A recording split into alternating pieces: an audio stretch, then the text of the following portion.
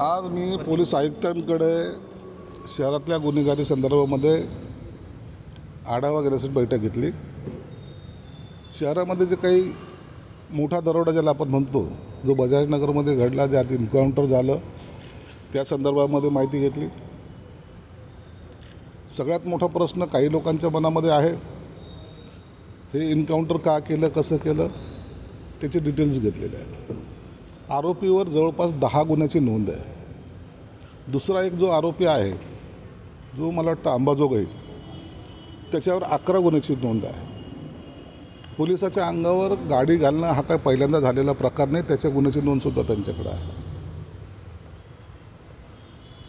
ज्या दिवशी तो एन्काउंटर झाला त्या आरोपीबरोबर आणखीन एक जण होतं, त्या संदर्भामध्ये त्यांच्याकडून माहिती घेतलेली आहे।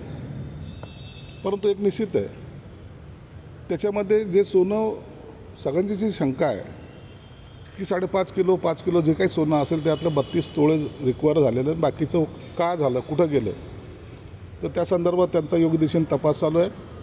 त्याच्यामध्ये आणखीन आरोपी पकडले जाण्याची शक्यता आहे, नाकारता येत नाही। परंतु त्यांनाही सूचना दिल्या आहेत की कोणताही दबाव जर आला तर त्याला तुम्ही दाद देऊ नका।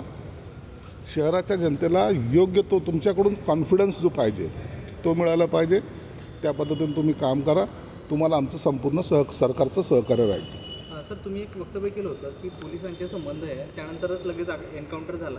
हे बघा, काय जे होते नव्हते त्यांच्याबद्दलची जी चर्चा झालेली माझ्या माजी आयुक्ताची झालेली आहे, त्याच्याबद्दलची माहिती मी त्यांनासुद्धा दिलेली आहे। आणि आता तुम्हाला जर आता भविष्यामध्ये या शहरामध्ये असलेला गुन्हेगार पळताना किंवा जेलमध्ये जाताना पाहायला मिळेल।